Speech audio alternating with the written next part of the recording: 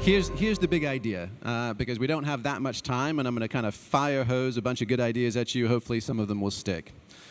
The first big idea I want to propose is that we've got it exactly backwards.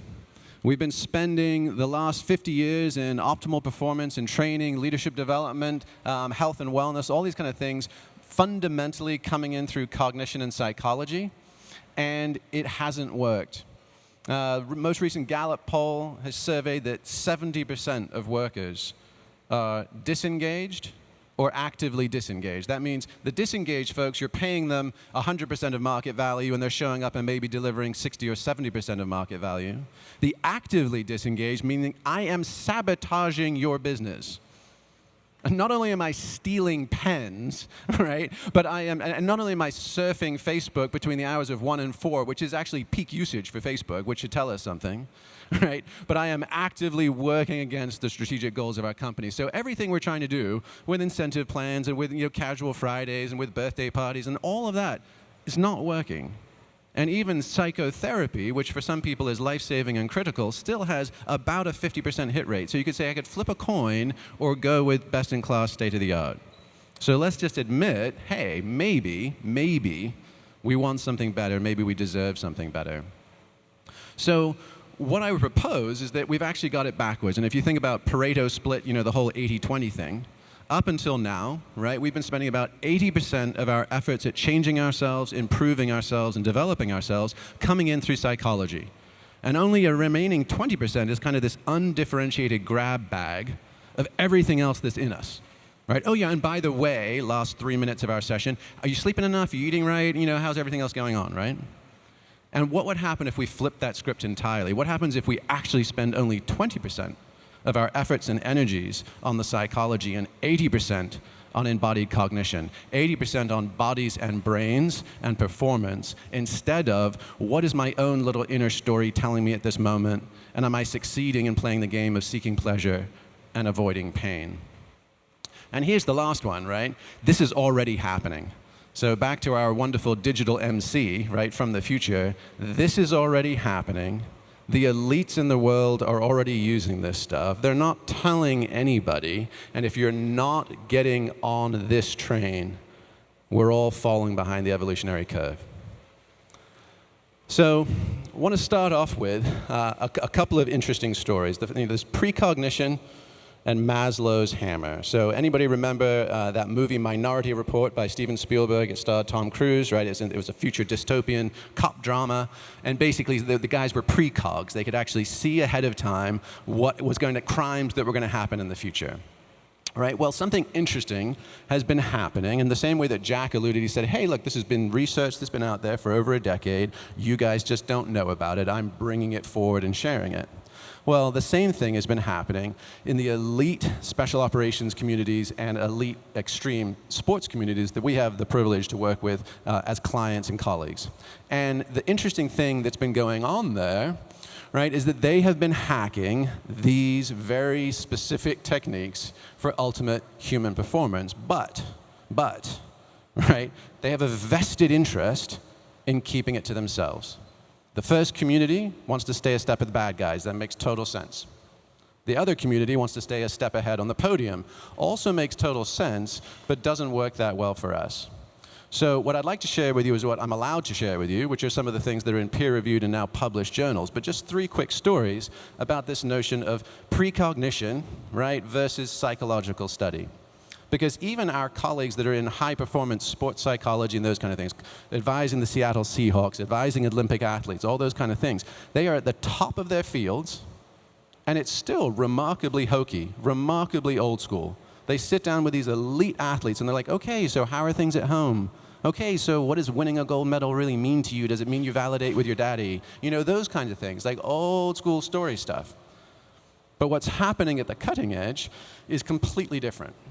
So advanced brain monitoring, some friends and colleagues of ours did an extended study with the US Navy, and they wanted to study with submariners, the dudes who spend 6 months together in a tin can 1,000 feet under the ocean, right? And of course, those guys have to get along well because there is no way to get away from each other. Now, the old way of testing compatibility in high-performing teams would have been psychological assessments, batteries, one-way mirrors, looking to see how they solve problems together, all that kind of stuff, right? Makes sense, the psychological cognitive model. But what these guys did is they hooked them up with biometrics, and they were able to pinpoint within 3 days of exercises precisely how well the team was bonding and gelling and who the weakest links were purely on biometrics. They were able to then stage interventions to either bring that weak link up to speed or swap them out for another critical member ahead of month 5.5, right, in the Marianas Trench where somebody's trying to stab somebody else with a plastic butter knife. Right? Amazing precognition, right? Those guys didn't have access to those perspectives. They wouldn't have known or been able to tell you in that 72 hours who was going to be the sore thumb, right? But the biometric data of their bodies and their brains was already signaling what was going on. Another study, totally different population, a Spanish business school, had groups of MBA students sitting around a table trying to solve complex strategic case studies. Right? And they, again, hooked up to biometric data and validated by a panel of professors afterwards who were the emergent leaders. And the emergent leaders was not who talked the most or the loudest, right? And it wasn't necessarily who tested with the highest IQs, but what they were able to find was resonance, how the other team members responded, right? And coherence in the individual themselves, so how aligned and organized were their biometrics, had a direct correlation, right, with emergent leadership and the quality and caliber of their responses to the case study. So again, ahead of time, ahead of self-awareness, being able to determine quite precisely an otherwise totally squishy skill like leadership. And final study, right, they did a question mark where this is sort of in the sales and marketing category, but this was actually about philanthropy. So they had a speaker come up on stage, just like I am, and they had him speak about a compelling nonprofit cause. And at the end of his speech, they asked who would be willing to donate or contribute to this cause. And of course, same drill, they had everybody wired up with biometrics, and they were able to predict with 70% accuracy who was resonating with the speaker, who was resonating with the cause, and how much they would give. Now, when they said, okay, so 70% was just on biometrics, let's do the full psychological battery. Let's go the old school route, and let's throw everything at this to try and figure out how deeply and how often would people reach in their pockets. They only got another 12 points, 82% predictive accuracy, throwing the psychological kitchen sink, 70% just by watching heart, brain, and responsiveness. So think about that for a moment. The implications of this, right, beyond just biogeekery are staggering, which is that our bodies and our brains and our recent ability to map and manage these things actually tells us as much or more about what we think and feel before we can even access those thoughts and those feelings. So this takes us to the idea of good old Abraham Maslow's hammer. I'm sure you guys have all heard his quip, which is when all you've got's a hammer, every problem looks like a nail. And the technical term for that is functional fixedness, meaning literally when I have a tool and I think I know what that tool is for, I have a really hard time deploying it for a different use. Right? That hammer could be a boomerang. That hammer could be tied to a string and become a pendulum. That hammer could be a doorstop. But if I'm suffering from functional fixedness, that hammer is just looking for something to pound on. And I would propose that we have run into exactly the same issue with our self-identities, otherwise known as our ego constructs, right? Literally, who do I think of behind the eyes, my biographical self, my name is Jamie, I was born here, I'm this old, etc. And that as that self-sense has developed over the last few thousand years, right, think about the French Enlightenment, cogito ergo sum, I think, therefore I am. Nietzsche saying God is dead, he didn't literally mean, I'm a bitter atheist. He meant the age of mythology and superstition is dead, the age of reason and ration is here, right? This is a relatively recent self-construct. This is a relatively recent internal technology, and just because it showed up as our operating system, because it showed up acting as if it was all of us, the whole enchilada, the whole show, it's kind of hijacked the enterprise. But what if we just simply make a tweak, and we don't have to go down the New Age, Eastern mysticism route of ego death and enlightenment and a lot of those things which, the baby boomers tried. It hasn't seemed like that much of it's been super sticky or applicable, really, right? So what if we just take a more modern analogy and we say, hey, the operating system was the whole enchilada. That was ego hijacking the self system. What if we just move it over? What if we just train it? And we actually train it to be a user interface, a dashboard for our biopsychosocial selves. And instead of spending that 80% of time engaging in my stories and trying to ratify and validate and back and forth with each other, right? What if I just say, hey, I'm just monitoring everything that's going on in the whole shooting match? So that's the proposition. Now, what that allows us to do, right, is take things that used to be spiritual, considered that way, that used to be wrapped in superstition, wrapped in mystery, and wrapped in mythology, which serve beautifully, right? They're wonderful parts of our cultural tradition, and, right, partial and not always that applicable for us. In the last century, we took the mythology. The Greeks used to say, hey, the muses are what come into somebody. They come and they go. There's 9 of them. They've got names, right? This is how these amazing superpowers happen.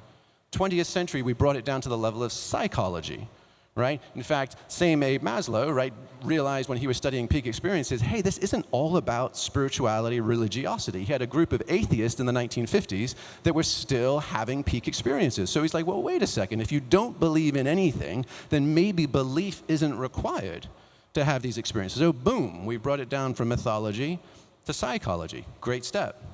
But what we've done in the last 10 years, especially since the decade of the brain in the 90s, right, we've taken the psychology, how do you feel about this, what's your internal lived experience of it, and we've now brought it down a whole nother step further into biology itself. And the interesting thing about biology is you don't need to talk to me about it. It is simply a set of injunctions. We can conduct the experiment and then see what happens.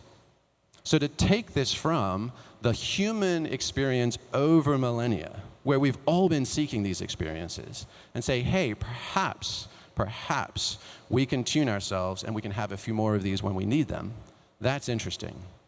So flow research, flow is just the academic name for some of that upper possibility space, some of the higher reaches of human performance and experience, right? And we've all had this experience, right? It's where time slows down, right? The beer and the doer kind of become one. I'm no longer self-aware of me attempting to do something, right? And performance goes through the roof. And typically, as brief and fleeting as these moments often are for us, we find ourselves spending the rest of our lives just looking for them again, just like making decisions, making choices, just trying to get back to that place, right? That timelessness. Now, that can sound kind of hyperbolic. That can sound sort of off the reservation as far as the truth claims, and any right-minded skeptical person would be like, wait a sec. But the last half century of research has been posting consistent and credible research and demonstrations that this is in fact the case. And what's happening now is you're getting not just academics, not just neuroscientists, not just performance psychologists, it's bleeding into elite high performers in every domain. And just as an example, like we have been blown away in the last 2 years about who's been getting in touch with us to learn more about getting their teams and their populations into flow state. So if you want to just say market validation alone, right, you have the best special operators in the military community in the world, full stop, fascinated about group flow, right, and how to get their teams to perform more fluidly and seamlessly. The top hedge funds and investment banks in New York, the top search firms and tech companies in Silicon Valley, and the top extreme athletes, right, in North America. So you're like, wow, okay, so those guys are the 1% of the 1% across every vertical. They know something the rest of us don't. So what does this mean? Right? Because what this emphatically isn't is Band-Aids for the owies of the worried well. Right? There's a whole wonderful growing field, Martin Seligman, right? The jolly good fellow at Google, all of those kind of happiness and well-being researchers that are teaching us awesome stuff. Right? But fundamentally, it is taking the worried well and making us a little less worried. Right? We're trying to get back to kind of normal or even like really good normal. But what we're talking about is north of that, right? We're talking about north of happy. We're talking about what is possible when we fundamentally restructure who we think we are and what we're capable of. And as Arthur C. Clarke, right, the author of 2001, famously said, any sufficiently advanced technology is indistinguishable from magic at first. So it seems crazy. It really does. But let's take a look at what this map looks like, right? So this is just kind of really simply a chart that displays kind of the knobs and levers of hacking consciousness. This is when I said, hey, let's take our psychology and move it from our operating system to our user interface. This is the dashboard. This is what we could be looking at. So you say, hey, there's neuroelectricity. Interesting. There's neuroanatomy. What parts of the brain are turning on and off? There's our cardiac experience. Obviously essential, right? Beating hearts matter for life. There's our endocrine system, all of the hormones pumping through our bodies, shaping how we feel and how we perform. There's posture. How do we move? How do we align these skeletons, muscles, and bones of ours?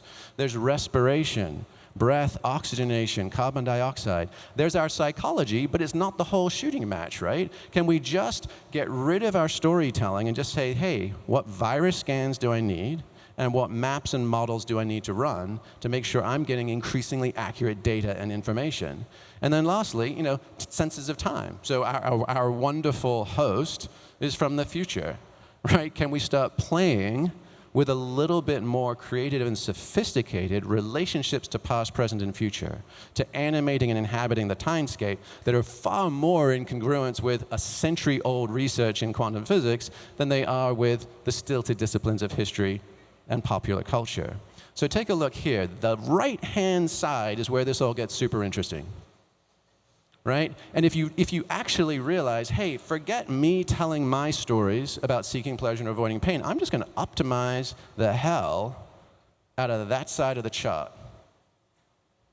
Who shows up? And there's that great old joke, right? You don't ever find the answer to the meaning of life. You just stop asking the question. And the selves, who we are on this right-hand side, aren't asking the same questions. So let's conduct that experiment and then see who's home. Let's not try and massage and indulge and soothe that lower-level self, right, in the hopes that someday maybe they're going to grow up and do something spectacular.